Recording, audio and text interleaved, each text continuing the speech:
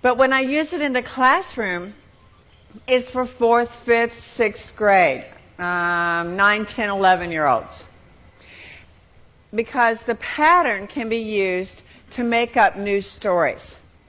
And not very successfully by young children, but by older children, they can make up their own adventure stories. The stories can be linked to all parts of the curriculum. So math teachers tell me they use this story and have children make up math problems that have to be solved in order to get back home. Or they have to measure the distance that the child travels in the story. They can do all different kinds of geometric problems with a story like this. It depends on how they make up the story. One friend of mine said that she uses it to teach Zeno's paradox. I'm not a mathematician, so I'm going to tell you just the things that my friends use it for. In Zeno's paradox, as you may know, but I didn't, is the mathematical concept that if you are only going half of a distance at a time, you will never actually get where you are going mathematically, because there's always another half of a distance you can travel. And so a friend of mine uses this story to teach Zeno's paradox. You could also use it to teach time, elapsed time. So you could say the little girl left her house at 9 a.m., got to the woods at 9:15. How much time elapsed? She picked flowers for 5 minutes. What time was it? She sang for 2 minutes. What time was it? So you could actually do elapsed time with the story. There are all kinds of different concepts that if you're a math teacher, you can find to teach with this story. Scientists tell me that they can teach all kinds of science concepts.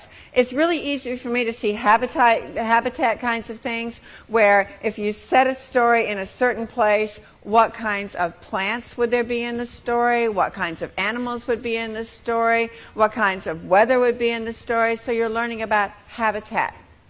If you want to teach social studies or history with the story, it's very, very easy. That I can do. So if you want to teach history, you set the story at a particular time. Here are actually the questions that you need to answer to make up this story. To make up a new story with this framework, the first question is where, and that also is when. The setting is when and where. So if you wanted to make up a story about the history of Thailand, you would decide when your story takes place and where in Thailand that it takes place. It's always good to have a child in a story like this, and in this pattern you always do have one. So you figure out who's the kid in the story. It could be a boy or a girl, any age up through 18. You can have more than one child. You need an adult or more than one adult to be warning the child. There's always an adult in these stories who warns the child about the danger. And then, what's the danger? So the adult in this story was always warning the little girl about the gunny wolf. But in a historical story, they might be warning, if you go out to a certain place, you might get captured, or you might get hurt, or you can put in the historical context. The hard question to answer is why is the child, well, that's not hard. Why is the child alone? The parent needs to, or the adult in the story, in some way or other needs to leave the child alone so they can get into the danger in the story. It may not be that, it may be that the child has been sent out to do something, as the little girl in Little Red Riding Hood is. But for some reason or another, the child is alone. And then the child goes into known danger. Why? Why does the child go into known danger? She or he has been warned about it over and over, but why does she go into danger? And then, how does she or he get away safely? When children write these stories, I require that they cannot solve the problem through violence. It must be non-violent problem solving. So the child goes out and meets up with a dragon. The dragon can threaten the child, can threaten to burn her alive, can threaten to eat her alive, but the child has to get away without violence. She has to use her brain to get away. And then at the end of the story, how does the story end? Does the child get in trouble because she disobeyed? Does she get punished? Does she get rewarded? Does she get a crown? Does she get some kind of trophy because she got rid of the monster or the giant or the danger? How does the story end? We don't resolve stories by just finishing off the danger. We have to resolve the whole story. When children make up stories using this framework, they can make up historical fiction stories. Historical fiction has true elements in it. The characters may be true. The historical context would be true. But the story itself is a story they make up. It's a wonderful way for children to really use the historical information they learn. So I use this, and I also just use it for creative writing. If you use this exact same framework, kids can make up their own adventure stories. This framework is used in stories all over the world. And it's a very easy framework for 4th and 5th and 6th graders to make up really exciting adventure stories, and they get very involved in it. They can put in lots of dialogue, lots of detail, and if you want them to describe characters, they can describe the characters, they can describe the setting, they can put in active details, really do great creative writing. So, here's why it works with the historical fiction. Yeah. They say that we have two kinds of memory, according to the scientists. One kind of memory is called taxon memory, T-A-X-O-N. It's the root word for taxonomy or list. And the other kind of memory is locale memory. Taxon memory is the kind of memory we use when we have to memorize a list of, say, numbers, a list of letters for the alphabet, a list of names. Like in history class, when I took history classes, they made us learn dates and names and places. And as far as I could tell, as a student, they didn't have any relevance to anything. All we were doing was memorizing dates and names and places, and I didn't know why they were important, and I didn't care why they were important because nobody made them important to me. We only remember what's really relevant to us. And that was not relevant. Blah!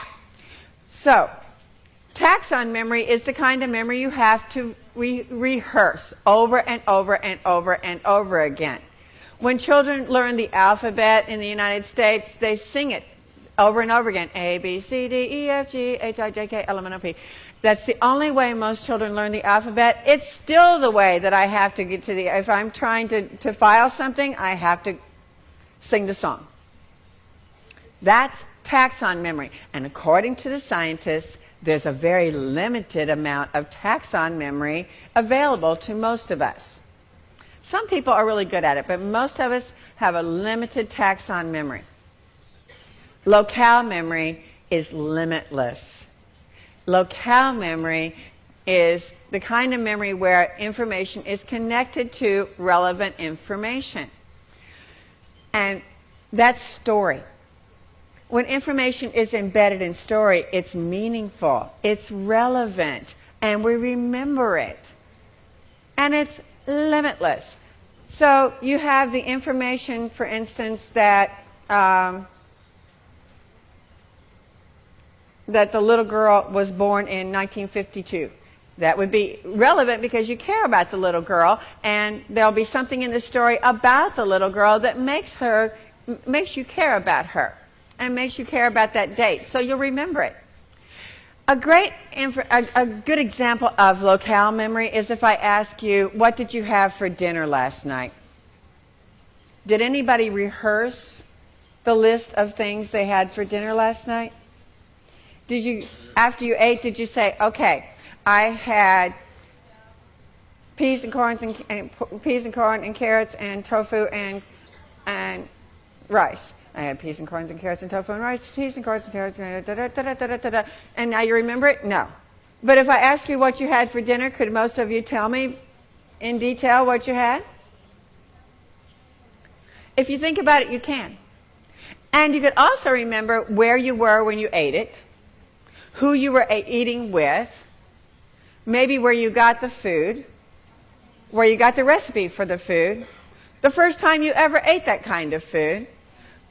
If you were at a restaurant, who told you about that restaurant or why you ended up at that restaurant? You can remember all kinds of information that's connected to that information. That's locale memory. So it's like a matrix.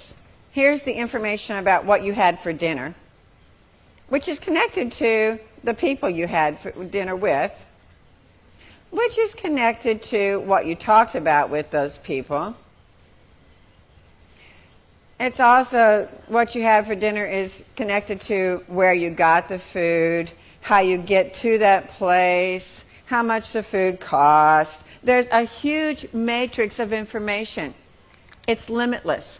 And when information is embedded in this kind of matrix, it's retrievable and it's organized in that way. So when you ask children to write stories, stories about history, and they embed information in it that is relevant to that history, they're going to remember it a whole lot longer. Also, if you make up stories with that information in it and you tell the stories to the children, they're going to remember that information a whole lot longer. I was working with rangers at the Grand Canyon in the United States. Grand Canyon National Park, people go down into that canyon and they're told over and over and over again, signs everywhere. It says, take lots and lots of water with you or you will dehydrate. Signs everywhere on the brochures. People tell them, at least once a week, the rangers have to go down and rescue somebody who gets dehydrated. They get really tired of it. So I was doing a workshop with them and we said, if this is a big problem to you, why don't you tell a story about it? Oh, I don't know. We said, tell a story about it. There are real stories you could tell. Yeah, but we already have signs and we have posters, and so they're supposed to listen. We said, tell a story about it already. So they told a story. And after they started telling a story, and they used basically this framework, they told the story, and they started having less and less and less people they had to rescue every single week. Because they were telling it as a story, it was relevant. It's not really relevant. You see a sign, take lots of water, you will dehydrate. You think, not me. And you go down the canyon. But if you hear a story about somebody just like you who did not take enough water and got dehydrated and their blood pressure dropped and they fainted and they couldn't get back up the canyon, then it's more relevant to you. It's something that could happen to you. So, anytime you embed information in story, it really works. Here's what I'd like you to do. Think about, and you can talk about it with people near you. See if you can come up with a story using this framework. I'm going to put the framework back up there. Think of a story that you would use with this framework.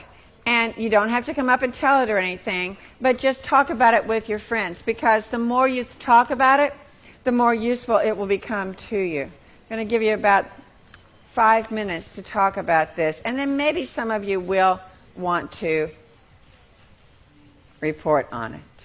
We need someone to tell us where and when the story should take place.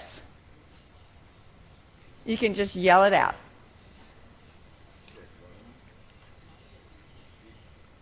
It doesn't have to be a historical fiction story. Let's just make up a story. 1, 2. Okay. Where should the story take place? In the market. In the mountains. In the market. Market. Is that what you said? Market? Market, mountain. Market. Market. Who is the child in the story? Harry Potter. HP.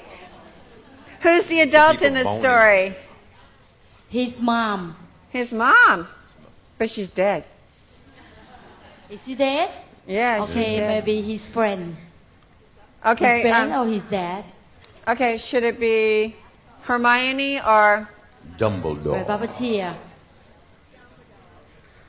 Dumbledore? Okay, Dumbledore.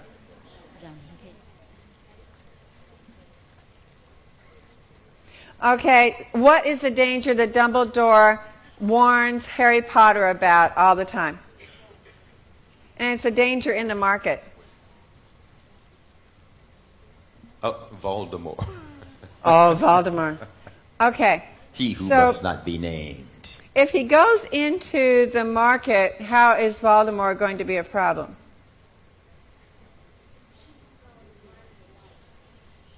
Bobby, people are saying something over here. I can't hear them. Yo, Bobby. Oh, okay. People over here are Hello. saying We're something I can't hear. walking people. Walking. Who spoke? Okay, what's the danger to of what can Voldemort do to Harry Potter if he goes into the marketplace? Kidnapped and stole his money. He will kidnap him and steal his And knock money. him in the head.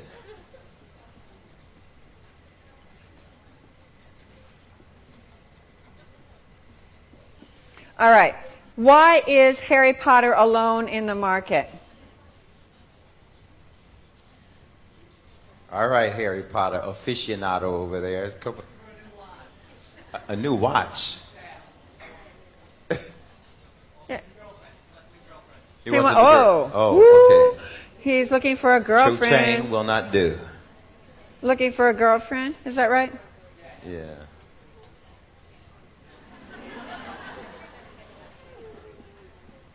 So he's alone because he broke up with. Oh. Voldemort's ex-girlfriend.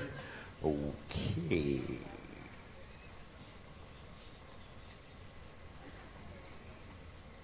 We're getting very creative here. And bizarre, yes. All right. Now, Harry Potter's alone in the market. He's looking for a girlfriend. His heart is broken. He runs into Voldemort. How does he get away from Voldemort safely?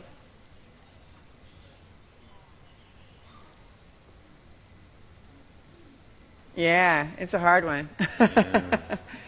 How's he going to get away from Voldemort?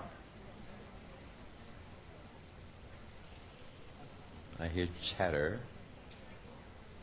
He can't use violence.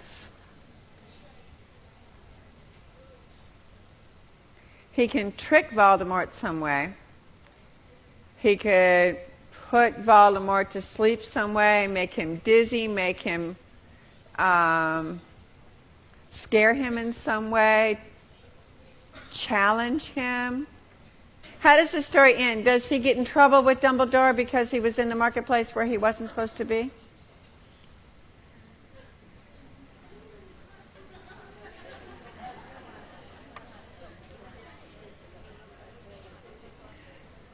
Take a vote. How many people say he gets in trouble? Raise your hand.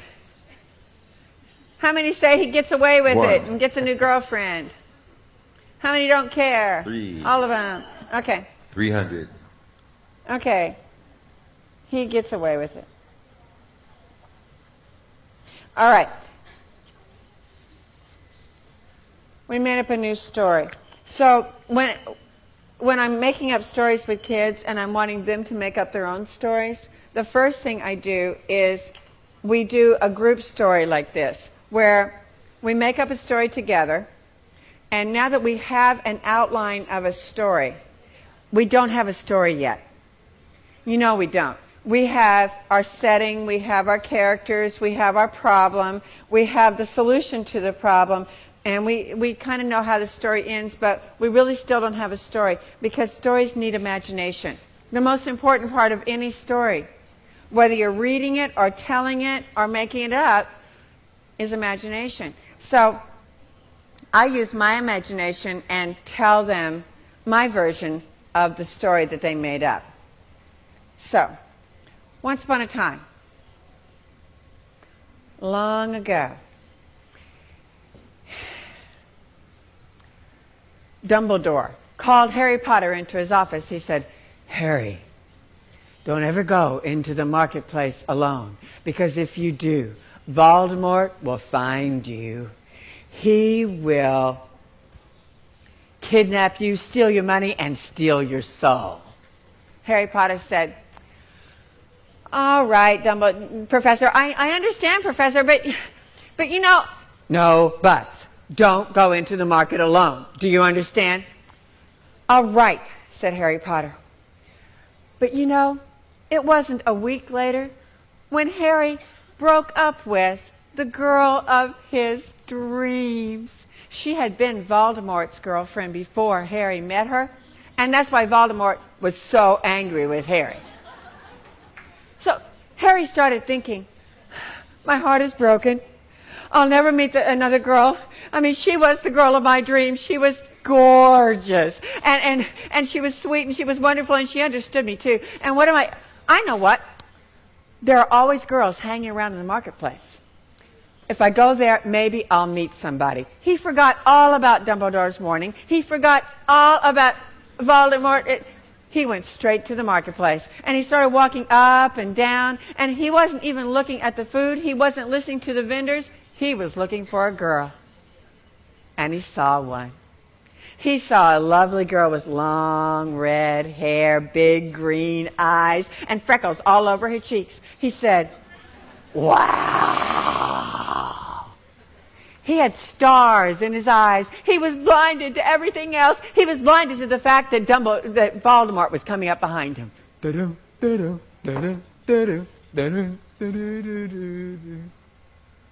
But right as Voldemort got behind him, Harry Potter felt his breath on his neck. He smelled the breath. Harry Potter turned around, and there was Voldemort, about to steal his money, about to steal his soul. Harry Potter said, "Ah!" And he pulled out his firebolt, and he got on. Woo! He flew away. Nobody ever knew. But Harry's heart was still broken. He hadn't met the girl of his dreams. So Harry did not live happily ever after.